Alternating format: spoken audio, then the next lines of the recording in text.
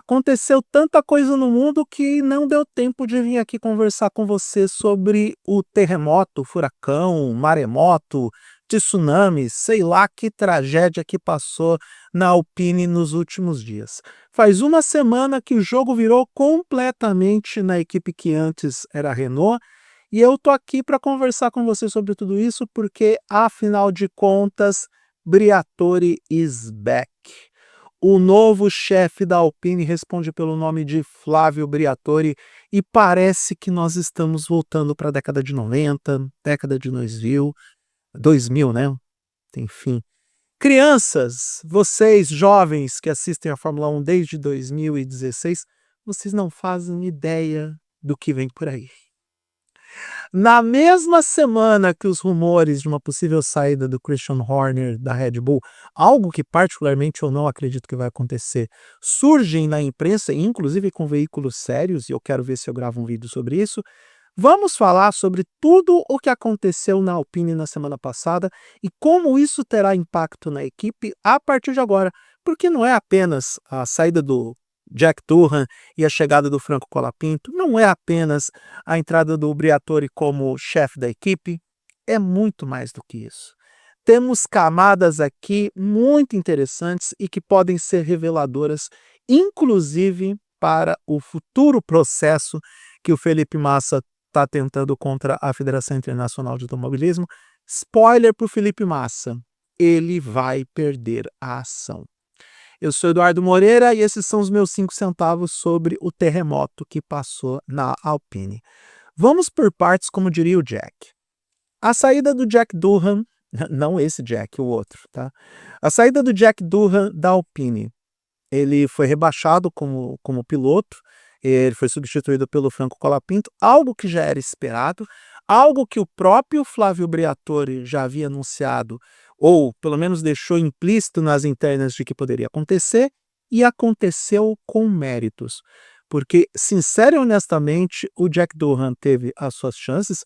Tudo bem, é muito diferente você correr numa Kick-Sauber com a estabilidade do cargo ou da vaga, como está acontecendo com o Gabriel Bortoleto, e você ter que pilotar numa Alpine, que é uma equipe melhor, tecnicamente mais estruturada, mas com toda a pressão do mundo e com o seu companheiro de equipe, querendo ou não, mandando muito bem, não é mesmo, Pierre Gasly? Gasly está fazendo uma boa temporada pela Alpine em 2025. É muito difícil. A situação do Jack Durham desde o começo era muito difícil. Só que o cara não se ajudou. Vamos combinar que o cara não se ajudou de jeito nenhum. Desempenhos fracos, batidas desnecessárias, erros primários, tudo isso fez com que o Jack Durham perdesse a sua vaga lá na equipe francesa, que a partir do ano que vem passa a usar os motores Mercedes, porque até a Renault desistiu da Alpine. Sinceramente, a gente ficou com uma primeira boa impressão do Jack Durham, das poucas coisas que ele fez no ano passado na Fórmula 1, mas não, definitivamente ele não tem condições de permanecer na categoria. De todos os novatos, ele foi o que entregou talvez o pior desempenho, pior até do que o Liam Lawson, porque por pior que o Lawson fosse lá na Red Bull, e a gente entende que foi uma injustiça tirar o cara com apenas 2 corridas, o Lawson, por incrível que pareça, tem um pouco mais de estabilidade e ainda assim tem os rumores de que ele pode ser substituído, que ele já recebeu o sinal amarelo lá na equipe do Helmut Marko e do Christian Horner, porque também está entregando desempenho abaixo da média. Mas ainda assim o Lawson tinha mais estabilidade do que o Durham desde o começo da temporada. Você receber uma espécie de período de provação, período probatório vindo do senhor Flávio Briatore, olha, é difícil ter que lidar com essa situação. Quanto ao senhor Franco Colapinto, não é só o dinheiro dos patrocinadores dele. A gente sabe muito bem que ele tem apoio financeiro de uma grande plataforma de e-commerce que é concorrente da Amazon. Vocês sabem muito bem de que eu estou falando, apesar de que a Amazon não patrocinou esse vídeo e nem a plataforma que tem grande presença nacional e da América Latina como um todo. Então tem dinheiro desse patrocinador envolvido na saída do Colapinto. O cara bateu pra caramba e ainda assim conseguiu a sua vaga na Fórmula 1.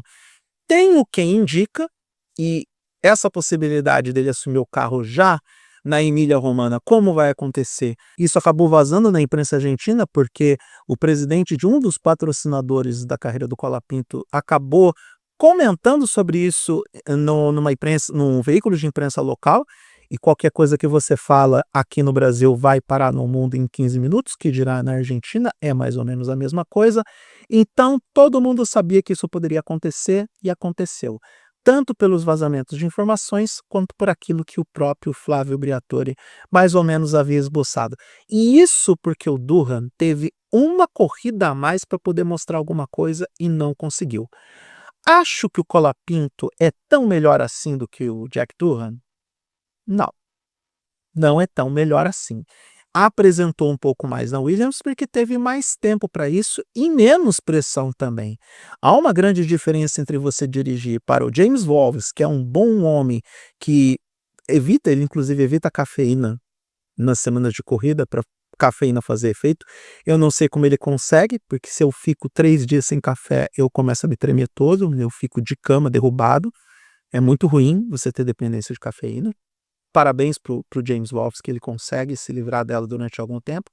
Então, correr para o James Wolves é não ter tanta pressão assim, e o Colapinto não tinha tanto compromisso com o acerto. Agora, com o Briatore, é outro departamento, ele não sabe o que espera ele vai comer o pão que o Briatore amassou, e sim, ele vendeu a alma para o Briatore, ou para o diabo, como muitos diriam. Porque só isso explica o que o Colapinto está fazendo lá na Alpine. Vender a alma para o diabo. E Nelsinho Piquet sabe do que eu estou falando. Não venha me dizer que não sabe, porque é isso. Fernando Alonso também. E, de novo, a gente anda, o tempo passa, se passaram 2 décadas praticamente de tudo o que aconteceu em Singapura, e os únicos que se ferraram nessa história foram o Nelsinho Piquet por mérito, porque participou da trapaça, e o Felipe Massa por acidente de percurso, porque se não tivesse a bandeira amarela, ele não teria que entrar no box, não teria problema com a mangueira de combustível. E sobre o Felipe Massa eu falo daqui a pouco. Eu acho que ele é um perdedor chorão que não sabe que ele não perdeu o título em Singapura, para começo de conversa. Sobre o Briatore, a gente não sabe o que esse homem está fazendo na Fórmula 1. Ele é o protagonista de talvez a maior trapaça e manipulação de resultados da história da categoria. E ele só está ali porque ele poderia não ter poder, mas o tempo que ele ficou fora da categoria, ele tinha ainda muita influência. Não vamos nos iludir, senhoras e senhores. Briatore ainda tinha os seus dedinhos ou tentáculos dentro da categoria, manipulando algumas escolhas de pilotos, ajudando a impulsionar algumas carreiras e derrubando outras, influenciando em decisões técnicas. A gente sabe muito bem que homens como Flávio Briatore não perdem o poder de uma hora para outra. Eles se mantêm no poder, mas influenciando, manobrando, manipulando as regras do jogo do jeito que pode. E olha só o que aconteceu. Quase 20 anos depois do Singapura Gate, está aí o Briatore como chefe da equipe Alpine. Eu cheguei a pensar que o Briatore estava aí principalmente para fazer com que a Alpine fosse vendida, porque esse era o verdadeiro desejo da Renault. Tenho minhas dúvidas agora se a Renault vai querer perder a Alpine nas mãos do Briatore. Pode ainda ser o projeto, pode ainda ser parte do objetivo final tanto da Renault quanto do Briatore. Mas, conhecendo o Briatore do jeito que ele é, conhecendo aquela personalidade, e de novo, jovens, se vocês se irritam com o Toto Wolff ou com o Christian Horner, vocês não sabem o que é o Briatore. Ele é o cão chupando manga. Ele é o cramulhão em forma de gente barbada. Italiano. Eu não sei qual é a visão de mundo dele, mas dá para desconfiar de qual é o pezinho que o Briatore tá. E assim, o nosso amigo Colapinto, que agora começa a se coçar bastante, agora ele tem que entregar serviço, agora ele tem que entregar performance, porque o chicote vai estralar valendo nas costas deste argentino.